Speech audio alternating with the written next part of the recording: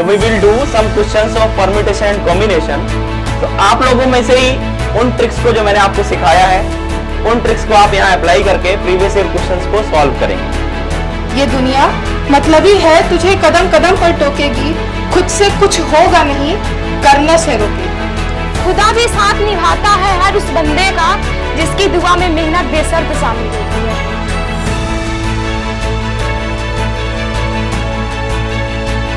अपना goal set कर लो कि यार मुझे ये करना है। जैसे 10वीं क्लास में जब बच्चे आते हैं तो कुछ स्टूडेंट, मैं बोलता हूँ why do you want to join army, जब मैंने पूछा why do you want to join air force, तो sir at least one rescue operation में मुझे हिस्सा बनना है न मन उनको जिनके सामने बौना हिमालय, जो धरा पर गिर पड़े पर आसमानी हो गए हैं। वैसे तो सब कुछ है गांव में ए जिंदगी, वैसे तो सब कुछ है गांव में ए जिंदगी, बस एक इंडियन आर्मी की वर्दी पाने के लिए लखनऊ में किराएदार बन बैठे।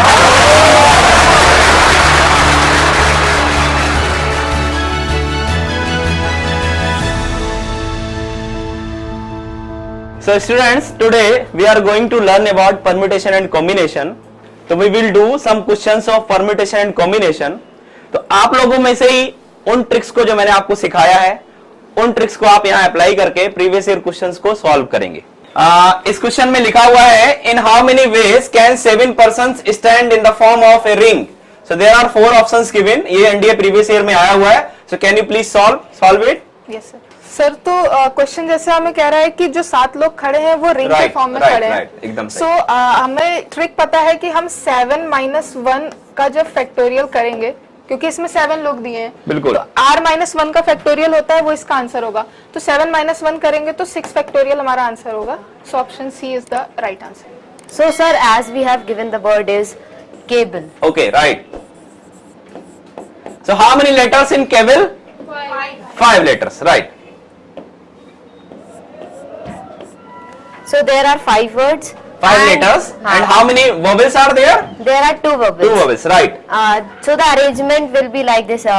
There are 5 alphabets, so the position will be 5, and the odd positions are this one, and this one. Okay, 1, 3rd and 5th position will be odd position. So vowels should be on these position. Yes, right. sir. Next. So sir, we have vowels A and E. Only 2 vowels are there, but places to fill are 3. So the arrangement would be 3 First we have to select. Okay, right. 3 C2 and ये अपने आप में भी exchange हो सकते, तो it will be 2 factorial. And there are 3 other consonants, तो वो भी arrangement होगी उनकी भी अलग से, तो it will be 3 factorial. Right, very good. So the answer for this 3C2 is 3. Right, very good. And 2 का 2. बिल्कुल सही.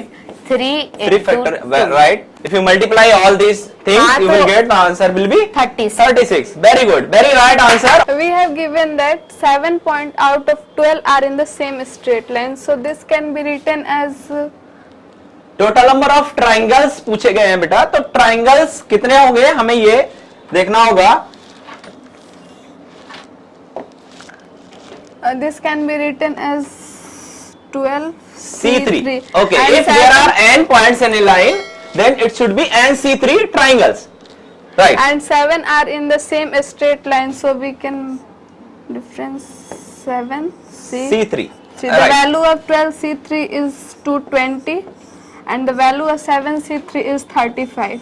So the answer is 185. Very good. So answer is C. So she solved this question within. So student, mathematics तो बहुत अच्छा आप लोग सीख रहे हैं। हम चाहेंगे कि आप अदर एक्टिविटीज में भी बहुत अच्छा परफॉर्म करें, बिकॉज इन योर स्कूल्स आप लोगों ने बहुत सारा एक्स्ट्रा करिकुलर एक्टिविटीज करी होंगी, क्योंकि ज्यादातर स्कूल्स में जो सिटीज में होते हैं वहां पर इस तरह की एक्टिविटी कराई जाती है। So this is very important part. Even आपको एसएसबी में भी ये पूछा जाता है कि आपकी हॉबीज क्या हैं, इवन आपके एक्स्ट्रा करिकुलर एक्टिविटीज में आपने क्या क्या अचीव किया है, कुछ मेडल मिला हो, कुछ स्पोर्ट एक्टिविटी हो, तो उसको आप वहां पर अपना जो भी इंटरव्यू होगा या जहां पर भी चीजें बताई जाए, पूछे लेक्चरेट में या कहीं भी, तो आप वहां पर एक्सप्लेन करें, उस चीजों को मेंशन करें, सो आपको ज्यादा से ज्यादा मार्क्स गेन हो सके एसएसबी। तो अगर आप कुछ एक्टिविटी करना चाहें यहाँ पर, सिंगिंग, पोट्री, और एनीथिंग, कुछ भी आपके अंदर एक्स्ट्रा टैलेंट है तो you can please come and do something. तो यस, प्लीज कम। जैसा कि एक आर्मी ब्रैट होता है तो उसके लिए आर्मी का सपना लेना बहुत बड़ी चीज़ नहीं होती, बट जैसे हम लोग हैं, नॉर्मल फैमिली से हैं हम गर्ल्स, तो अगर आपने अपने पेरेंट्स को या किसी रिलेटिव को ऐसा कहा है कि मुझे आर्मी ज्वाइन करनी है, तो एक बहुत बड़ा टैबू बना रखा है कि तुम लड़की हो, तुम आर्मी कैसे ज्वाइन कर सकती हो, या तुम पुलिस कैसे बन सकती हो। तो उस पर मैंने मतलब एक शायरी है, होप हम लोग रिलेट कर पाएंगे जिनके फैमिली बैकग्राउंड पे कोई आर्मी से नहीं है। सो कि ये दुनिया मतलबी है, तुझे कदम कदम पर टोकेगी। ये दुनिया मतलबी है, तुझे कदम कदम पर टोकेगी। खुद से कुछ होगा नहीं, करने से रोकेगी।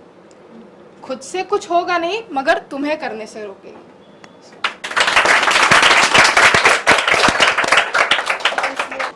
चाह मंजिल की हर मुसाफिर को होती है, चाह मंजिल की हर मुसाफिर को होती है, उसकी दुआ में हर दफा शामिल होती है, उसकी दुआ में हर दफा शामिल होती है। खुदा भी साथ निभाता है हर उस बंदे का, जिसकी दुआ में मेहनत बेशर्त शामिल होती है। तो मैं यहाँ पे करने वाले क्वेश्चन तीनों के प्रीवियस ईयर के और विद इन सेकंड्स करेंगे। ऐसा टाइम टेकिंग वाला नहीं होगा, है ना, कि बस ज्यादा टाइम ले रहे क्वेश्चंस करने में।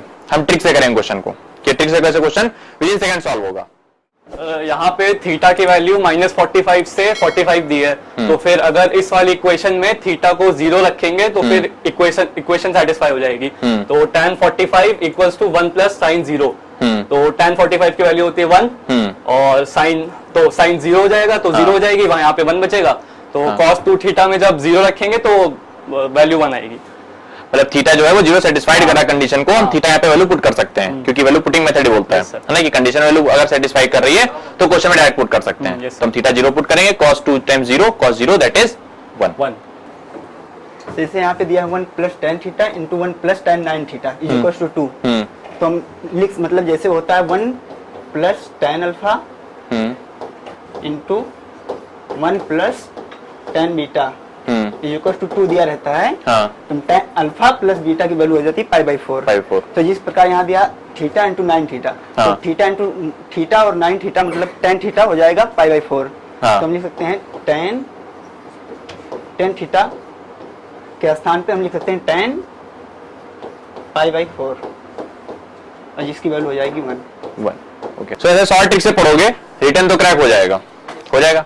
एसबी में जाओगे, वहां पे इंटरव्यू होता है, इंटरव्यू में हॉबीज पूछी जाती हैं। तो यहाँ पे बच्चों की हॉबीज क्या क्या है, तुम लोग की हॉबीज क्या क्या है? जय हिंद friends, my name is Shiv Singh Patel.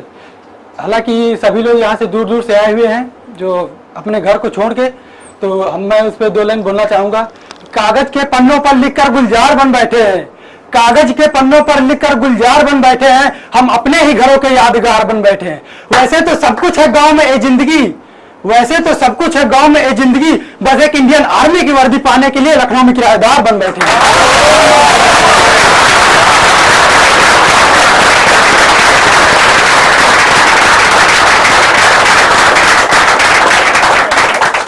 मायूस मत होना जिंदगी से, किसी भी वक्त तेरा नाम बन सकता। मायूस मत होना जिंदगी से, किसी भी वक्त तेरा नाम बन सकता। अगर दिल में हो आग, हौसले हो बुलंद, तो अखबार बेचने वाला भी कलाम बन जाता है।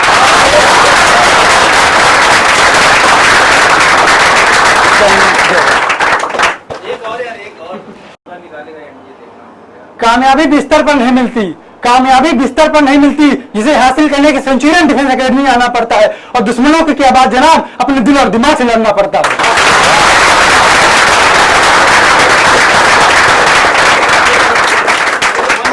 वन वर्ड इंटीग्रिटी, कितने लोगों को पता है इसका मतलब? मैंने पहले ही बताया है, बट एक बार फिर से रिपीट करता हूँ क्योंकि इस शायरी से याद आया। इंटीग्रिटी का मतलब क्या है?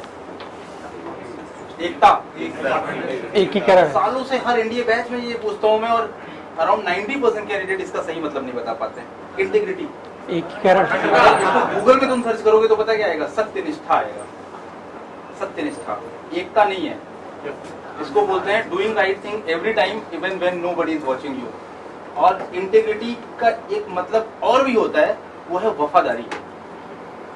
वो वफादारी अपने फैमिली के साथ, वो वफादारी अपने ऑर्गेनाइजेशन के साथ, अपने वो इंस्टीट्यूशन के साथ, जैसे क्लास जहाँ से आपने 12th या जहाँ से आपने 11th क्लास में थे, जब आप वहाँ जाते हैं, कभी भी जाने का मौका मिलता है, तो आप उसके लिए कुछ पॉजिटिव इंटेंट के साथ एक बार जरूर जाइए उस मंदिर में। क्योंकि आज मुझे भी याद है, जहाँ से मैंने क्लास 11th क्लास 12th जहाँ से भी मैंने अपनी पढ़ाई करी, ठीक है, उनके लिए हमेशा तो पॉजिटिव इंटेंट के साथ जाना। जैसे एनडीए चले गए, चाहे जितना भी रगड़ा पट्टी आपको मिल गई, क्या कभी बोलोगे कि यार कि मेरा एनडीए जो है वो यार इसमें ये प्रॉब्लम थी, कभी निकालोगे? नहीं, निकालते रहो तो निकालते रहो, केजरीवाल बन जाना, निकालते रहो, वो नहीं करना।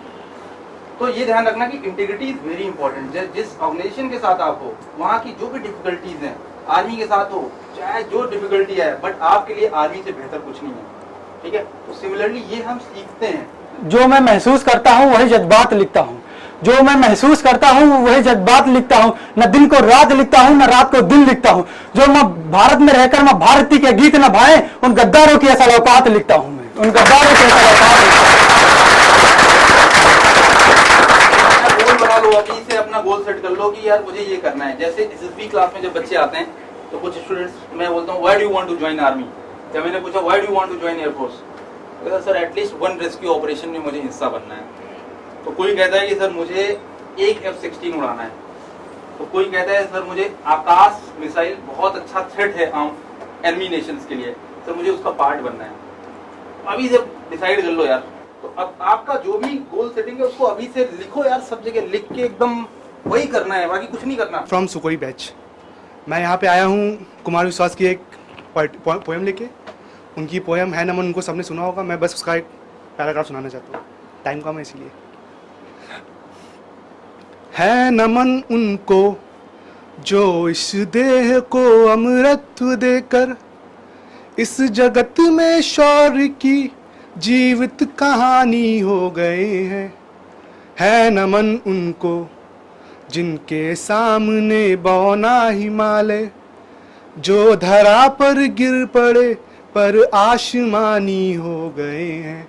है नमन उनको पिता जिसके रक्त ने उज्जवल किया कुलवंश माथा, माँ वही जो दूध से इस देश की रजतौल लाई, बहन जिसने सावनों में भर लिया पतझड़ स्वयं ही, हाथ ना उलझे कलाई से जो राखी खोल लाई, बेटियां जो लोरियों में भी प्रभाती सुन रही थी, पिता तुम पे गर्व है चुपचाप जाकर बोल आई, पिया जिसकी चूड़ियों में सितारे से टूटते थे, मांग का सिंदूर देकर जो उजाले मोल लाई।